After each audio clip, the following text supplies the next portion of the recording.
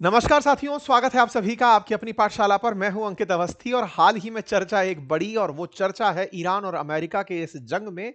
एक जहाज जो कि इंडियन ओशियन से होकर गुजर रहा था, भारत के अंदर कभी युद्ध अभ्यास के लिए आया था, श्रीलंका के नजदीक से निकल रहा था, अमेरिकी सबमरीन ने निशाना बनाया और उसे डुबो दिया।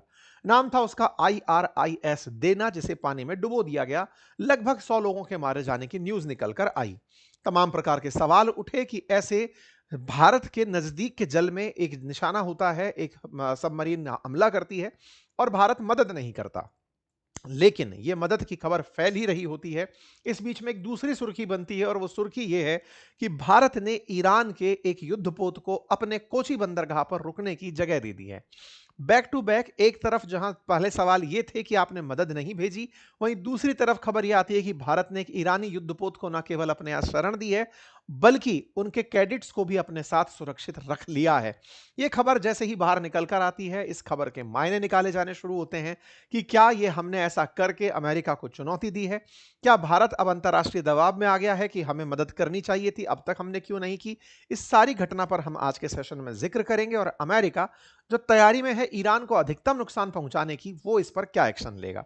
इस घटना को समझाने के लिए हमने एक प्रॉपर वीडियो फुटेज आपके लिए तैयार किया था अपने AI कोर्स में और बताया था कि किस तरह से IRS देना को टारगेट किया गया था सबमरीन के थ्रू। ये जो वीडियो हमने बनाया, ये पूरी तरह से ग्राफिक जनरेटेड था, सिंगल प्रॉम्प्ट से जनरेट किया गया एक वीडियो था। जिस कोर्स में ये सिखाया गया था, वो कोर्स अब जो हमारे साथ ऑफर चल रहा था, वो ऑफर से मुक्त हो गया है, यानी कि अब ऑफर खत्म हो गया है। कोर्स अगर आप अभी भी एक्सेस करना चाहते हैं तो उपलब्ध है, लेकिन इसमें से अब ऑफर फिनिश हो चुका है। लिंक अभी भी कमेंट बॉक्स में पिन है, अगर आप चाहें तो इस कोर्स को एक्सेस कर सकते हैं। चर्चा साथियों इस पूरे अंतरराष्ट्रीय घटनाक्रम की, क्योंकि पूरी दुनिया में IRIS देना, जो कि ईरानियन वॉरशिप था, इसके डूबने के बाद, क्योंकि वर्ल्ड वॉर 2 के बाद कहा जा रहा है कि यह पहली बार इंसिडेंट था कि किसी को टॉर्पिडो से निशाना बनाया गया हो और टॉर्पिडो से किसी जहाज को डुबो दिया गया हो। ये तस्वीरें जब बाहर निकल कर आई थी, तो इसमें काफी हद तक ये लगा था कि अमेरिका भारत में आए किसी जहाज को, जो कि भारत में युद्धाभ्यास के लिए आया हुआ था, भारत के अंदर विशाखापट्टनम तट पर मिलान एक्सरसाइज चल रही थी, उसमें यह जहाज आया हुआ था और यहां से वापस ईरान लौट रहा था। तो अमेरिका इसका इंतजार कर रहा था कि एक बार भारत के पानी से बाहर आए और जैसे ही ये अंतर्राष्ट्रीय सीमा में चलना शुरू हो, इसे निशाना बनाया जाएगा। ऐसे कयास लगाए जाने शुरू हुए। यहां पर केवल एक ही शिप नहीं, अपितु 3 शिप थे। इनमें से एक डूब गया, 2 बच गए थे। उनमें से जो 2 बचे थे, उनमें एक था IRIS बुशहर और एक था लावन। ये 2 जहाज बचे थे। क्या अमेरिका इन्हें भी टारगेट कर रहा था? इन्होंने क्या किया, उसकी चर्चा करते हैं। क्योंकि अल्टीमेटली इन जहाजों के गुजरते समय जब एक जहाज निशाना बन गया, तो बाकी बचे IRS लावन और IRS बुशहर, जो भी इस एक्सरसाइज में प्रेजेंट थे, उनके साथ क्या हुआ, यह बड़ी खबर बनती है। खबर है कि उनमें से एक को भारत ने अपने तट पर जगह दे दी है। ये बिल्कुल वैसे है कि अब पानी बहुत ही ज्यादा खतरनाक हो चुका है, कभी भी निशाना बनाया जा सकता है, तो हम आपके पास शरण आकर लेना चाहते हैं। हालांकि इस जहाज ने शरण मानवीय सहायता के आधार पर मांगी कि कोई तकनीकी खराबी हमारे साथ हो गई है, हमें आने की इजाजत दें। कहां पर आकर खड़ा हुआ है? तो केरला के अंदर कोची के तट पर खड़ा हुआ है। कहां से चला था? तो विशाखापट्टनम से चलते हुए निकला था, श्रीलंका के पास से होते हुए फिर ये लौट रहा था ईरान की तरफ जाने के लिए। लेकिन जब ये आया था, उस समय अमेरिका ईरान का झगड़ा शुरू नहीं हुआ था। लेकिन अब चूंकि युद्ध की स्थितियां हैं और ये जहाज वापस लौट रहे हैं, और इस बीच में श्रीलंका के तट पर गाले के नजदीक जब जहाज डुबो दिया जाता है, तो ये अचानक यहां से स्थिति को भांपते हुए मदद मांगते हैं, ऐसा प्रतीत होता है। हालांकि जो बात बताई गई है वो ये कि 28 फरवरी के दिन ही IRS लावन ने भारत से मदद मांग ली थी। घटना 4 मार्च को हुई IRS देना के डूबने की, लेकिन लावन ने मदद 28 फरवरी को मांग ली थी। 1 मार्च को भारत सरकार ने अनुमति दे दी थी, उसे आते आते 4 मार्च हो गई, ऐसा बताया गया। लेकिन कोइंसिडेंस यह है कि 4 मार्च को सुबह IRS जो देना है वो डूबता है और शाम को लावन आकर के कोची बंदरगाह पर डॉक कर जाता है। लेकिन जो रिपोर्ट्स दी गई हैं वो ये कि ये पहले से मदद मांग रहे थे, हमने उन्हीं मदद के तहत इनको रुकने दिया है। लेकिन जो भी इस घटना को देख रहा है, ऑब्जर्व कर रहा है, उसको देखकर यह प्रतीत होता है कि जब देना की सुर्खी निकली कि वो डूब गया है, तो बाकी जहाजों ने तुरंत अपने अपने तट पकड़ लिए और उनमें से एक जो बुशहर है वो श्रीलंका के तट पर पहुंचा और एक भारत के कोच्चि बंदरगाह पर पहुंचा। लावन भारत में जब आया था उस समय की तस्वीरें ये हैं। 26 तारीख की आप तस्वीरें देख रहे हैं। भारत में मिलान एक्सरसाइज थी जिसके बारे में मैंने बताया था कि भारतीय नौसेना की 13वीं एक्सरसाइज थी ये, जिसमें कि भारत हर 2 साल में एक संस्करण आयोजित करता है। उसका ये 13वां संस्करण था जिसमें 70 से अधिक देशों ने पार्टिसिपेट किया था। इसकी तस्वीरें बाहर आई थी। 70 से अधिक देश इसमें अपने या तो नेवल शिप्स को लेकर या अपने सैनिकों को लेकर या अपने रिप्रेजेंटेटिवों को लेकर भारत में प्रेजेंट हुए थे। उनमें से ईरान भी अपने 3 जहाजों के साथ प्रेजेंट था। यहां पर उस समय की तस्वीरें हैं जिस तरह से विशाखापट्टनम के तट पर ये जहाज प्रेजेंट हुए थे और उन्हीं में से एक था लावन। देना डूब चुका है जो आया था। लावन को भारत ने हाल ही में अपने यहां जगह दे दी है। सुर्खी है कि ईरान पर जब हमला हुआ उस समय पर ईरानी जहाज लावन भारत के मतलब 28 फरवरी को इसने अपने यहां पर रुकने की इजाजत मांगी थी। भारत ने 1 मार्च को इसको परमिशन दी। इसे आते आते 4 मार्च लग गई और जब देना डूबा उसके बाद ये कोची बंदरगाह पर पहुंच गया। अब भारत जो जानकारी सबको दे रहा है वो यही कि ये हमसे बहुत दिन से कह रहे थे कि हम आ जाएं और ये आ गए। अब ये संयोग ही है कि देना के डूबने के बाद ये आए हैं।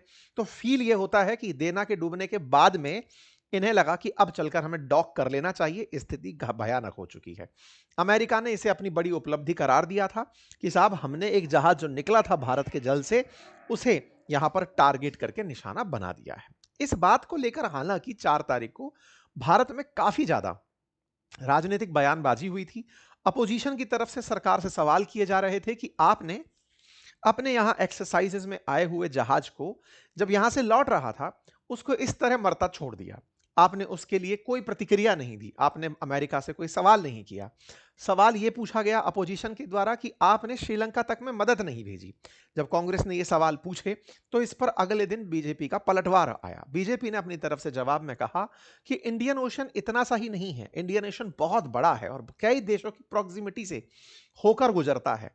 भारत हर जगह से जहां जहां से गुजर रहा है उन सब के लिए जिम्मेदार कैसे ठहरा दिया जाए जब डियागो गार्शिया भी जो कि इंडियन ओशन में है, अमेरिकी बेस है, ब्रिटिशर्स का है, वो भी यहीं पर ही स्थित है।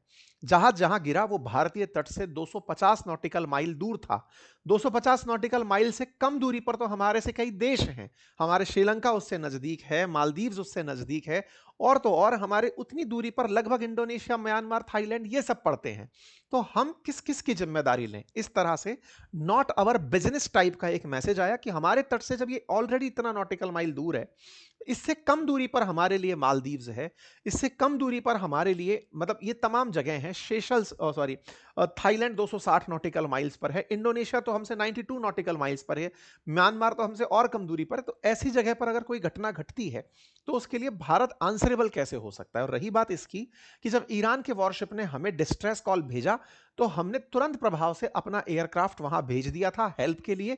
ये नेवी ने अपनी तरफ से बयान जारी करके बताया। नेवी ने बकायदा इसके लिए प्रॉपर तरीके से जानकारी दी कि हमने क्या क्या सुविधाएं भेजी। आईएनएस तरंगिनी उसी तरफ तैनात था, हमने उसको मदद के लिए भेजा। बकायदा 5 मार्च को शाम को ये इस तरह का पीआईबी अपडेट निकल कर आया।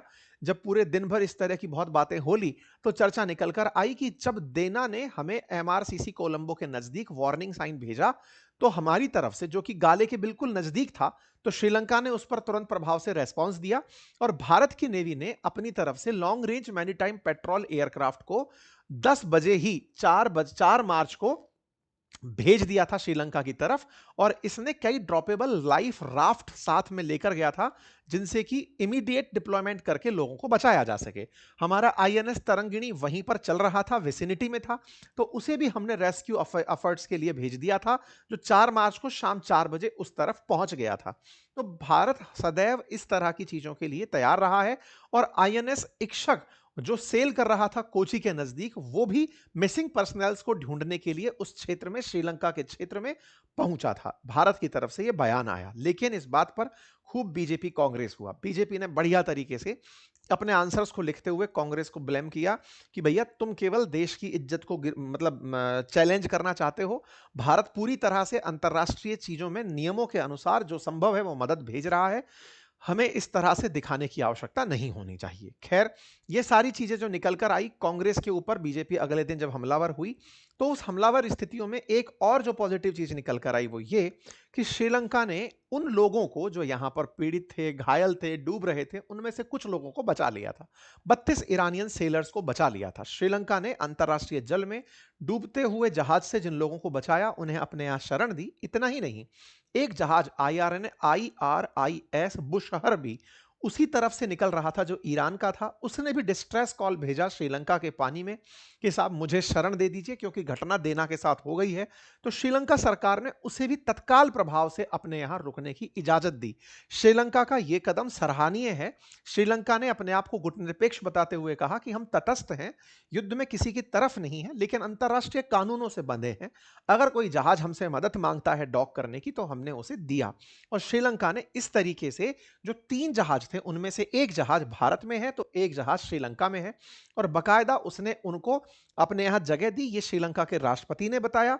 देना में जो लोग घायल थे उन्हें बचाकर अपने देश में लेकर आए। यह अपने आप में श्रीलंका के द्वारा किया गया काफी सराहनीय कार्य है, जो उसने इस तरीके से ईरानी पोत के साथ किया। जहां तक बात हो युद्ध की, तो ईरान ने इस घटना पर अमेरिका से कहा है कि वो रिग्रेट करेगा कि उसने किस तरह से हमारे जहाज को डुबोया है। लगातार धमकियों का दोनों तरफ से दौर चल रहा है। ईरान के रक्षा मंत्री ने कहा है कि इस तरह से जो घटना घटी वो पूरी तरह से अनएक्सेप्टेबल है, और इसका सही समय पर सही जवाब दे दिया जाएगा। ईरान के मिनिस्टर जो रायसीना डायलॉग में आए हुए हैं, उन्होंने भी कहा कि एक अनआर्म्ड वेसल को, जिसमें कि जो सैनिक हैं वो बिना आर्म्स के हैं, उन्हें इस तरह से टारगेट करना बिल्कुल गलत है। भारत में ईरान के उप विदेश मंत्री आए हुए हैं रायसीना डायलॉग में, और उन्होंने भारत के विदेश मंत्री से भी बातचीत की और अपनी तरफ से यह बातचीत उन्होंने रखी।